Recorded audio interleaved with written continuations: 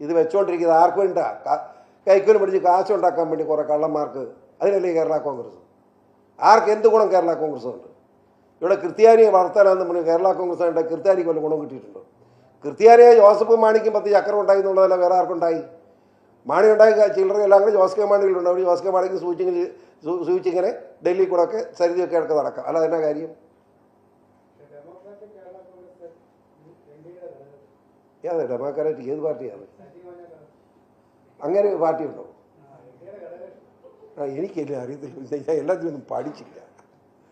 അല്ല പുള്ളി കൊടുത്ത ആളൊക്കെ ഉണ്ടോ? ഞാനറിഞ്ഞില്ല, ഞാൻ പോയ ജില്ലയിലൊന്നും കണ്ടില്ല. ഇവിടെ ഞാൻ ഉണ്ടോ എന്ന് എനിക്കറിയില്ല. ഉണ്ടെങ്കിൽ നല്ല കാര്യം, നമ്മുടെ ഘടകകക്ഷിയിൽ ശക്തി പ്രാപിക്കട്ടെ.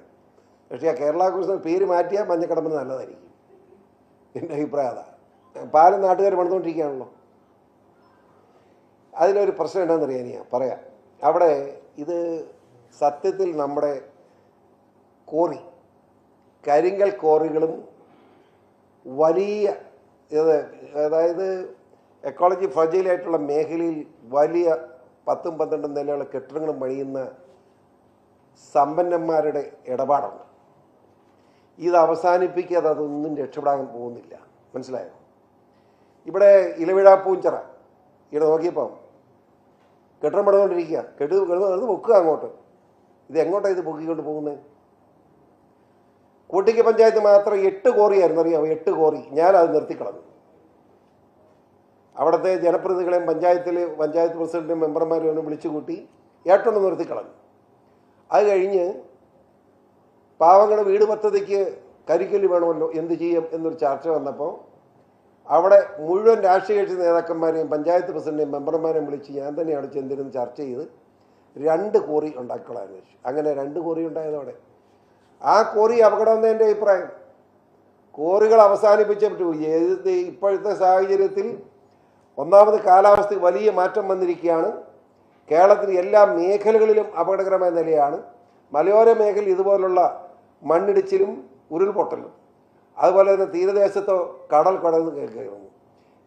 എല്ലാ മേഖലയിലും ഇങ്ങനെ അപകടങ്ങൾ നടന്നുകൊണ്ടിരിക്കുമ്പോൾ പരിസ്ഥിതി സംരക്ഷിക്കാനുള്ള നടപടി സ്വീകരിക്കാനുള്ള ബാധ്യത ഭരണാധികാരികൾക്കുണ്ട്.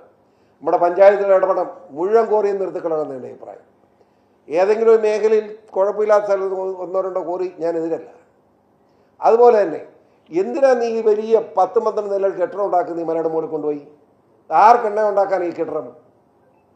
ന്യായമായിട്ട് ചെറിയ താമസിക്കാനുള്ള വീടുണ്ടാക്കിയാൽ പോരെ? 2 ഭാര്യയും ഭർത്താവും ഉള്ള അവിടെ 10 മുറി എണ്ണ കാണിക്കാൻ? ചെറിയ കെട്ടിടം വെക്കണം. 2 നിലയിൽ കൂടുതൽ അനുവദിക്കരുത് വീട് വെക്കാൻ.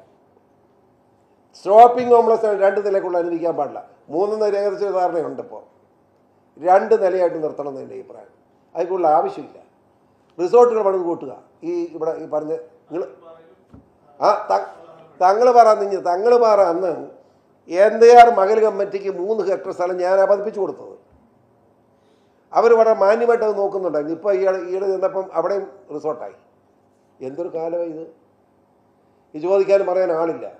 അവിടെയുള്ള വില്ലേജ് ഓഫീസറും അവിടെയുള്ള താലൂക്ക് ഓഫീസർമാരൊക്കെ ഇതിന് ഉത്തരം പറയേണ്ടി വരും. പഞ്ചായത്ത് മാത്രമല്ല. വരട്ടെ, നോക്കാം. അത് വളരെ വികാരപരമായ കാര്യം. ഇത് അനുവദിക്കാൻ പറ്റില്ല. തൊടുപുഴ മുനിസിപ്പാലിറ്റിയിൽ പിന്നെ നിങ്ങൾ കണ്ടായിരിക്കില്ല ഇലക്ഷൻ. അവിടെ BJP 8 മെമ്പർമാർ.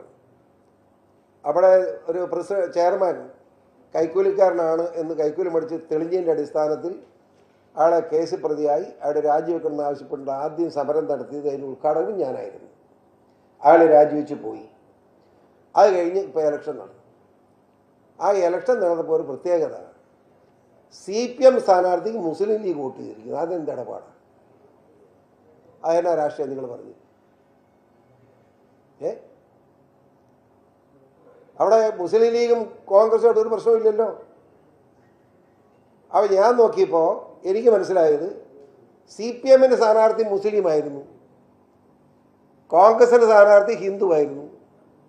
മുസ്ലിം ലീഗിൻ്റെ മുസ്ലിങ്ങളെല്ലാം ഹിന്ദുവിന് വോട്ട് ചെയ്യാതെ മുസ്ലിമിന് വോട്ട് ചെയ്തു. അതല്ലേ ജാതി മതം നോക്കി രാഷ്ട്രീയം മാറി എന്നല്ലേ അതിനർത്ഥം? വലിയ വികാരപരമായി ചിന്തിക്കേണ്ട ഒരു കാര്യമല്ലേ കേരളം പോലൊരു മതേതര സ്റ്റേറ്റിൽ ഇത്തരം വൃത്തികെട്ട നടപടിയിലേക്ക് മുസ്ലിം ലീഗ് പോകാമോ? പാണക്കാട് താങ്കൾ അറിഞ്ഞുകൊണ്ടാണോ എന്ന് എനിക്ക് സംശയം. കാരണം ഇതുവരെ നടപടിയായിട്ടില്ല. മുസ്ലിം ലീഗിലെ കുഞ്ഞാലിക്കുട്ടി അറിഞ്ഞോ ഇത്? കുഞ്ഞാലിക്കുട്ടിയുടെ സ്വഭാവം ഇതായിരുന്നില്ലല്ലോ. സ്വഭാവം മാറിയോ? പിണറായി വിജയൻ്റെ മുസ്ലിം പ്രീണന രാഷ്ട്രീയം, അത് കോൺഗ്രസ് മുസ്ലിം പ്രീണന രാഷ്ട്രീയമാണല്ലോ. ഈ മുസ്ലിം പ്രീണന രാഷ്ട്രീയമായിട്ട് UDF LDF എവിടെ പോയി എത്തും? സ്വയം ആലോചിക്കണം എന്ന് UDFിനോട് LDFിനോടും പറയാൻ ഞാൻ ആഗ്രഹിക്കുന്നു. ഇപ്പോൾ മനസ്സിലായല്ലോ കോൺഗ്രസ്സുകാരൻ്റെ കിട്ടേണ്ട വോട്ട് 5 എണ്ണം മുസ്ലിം ലീഗുകാരെ നേരെ കൊണ്ടു കൊടുത്തത് CPM. എന്നാ കാര്യം? മുസ്ലിം സ്ഥാനാർത്ഥിയായിരുന്നു CPM പോരെ. അപ്പം മതം നോക്കിയാണോ സ്ഥാനാർത്ഥിക്ക് വോട്ട് ചെയ്യുന്നത്? അപ്പം കേരളത്തിൽ അങ്ങനെയാണെങ്കിൽ നമ്മളിപ്പോൾ ആലോചിക്കേണ്ടി വരും. ഇവിടെ ഇപ്പോൾ ചെയ്യാവുന്നത് ഭാരതത്തെ സ്നേഹിക്കുന്ന ഭാരതീയരായിട്ടുള്ള മുസ്ലിങ്ങളും ഇവിടുത്തെ ഹൈന്ദവരും ഇവിടെ SC ST വിഭാഗങ്ങളും ക്രൈസ്തവരും ചേർന്നുള്ള ഒരു മുന്നണി സെറ്റപ്പ് കേരളത്തിൽ ഉണ്ടാകേണ്ടി വരും. അല്ലെങ്കിൽ ഈ കൊള്ളയ്ക്ക് ഈ വർഗീയതയെ അവസാനിപ്പിക്കാൻ കഴിയില്ല എന്നാണ് എൻ്റെ ചിന്ത. അത് പറയേണ്ടി വന്ന് ദുഃഖിക്കുന്നു. ഈ എവിടെ പൊട്ടുന്ന അവിടെ രാഷ്ട്രീയം അവർക്ക് എവിടെ പോകാൻ സ്വാതന്ത്ര്യമുണ്ട്. പക്ഷേ ഈ കോൺഗ്രസ് എന്തിനാണ്? രാഹുൽ ഗാന്ധിന് ഉത്തരം പറയണം.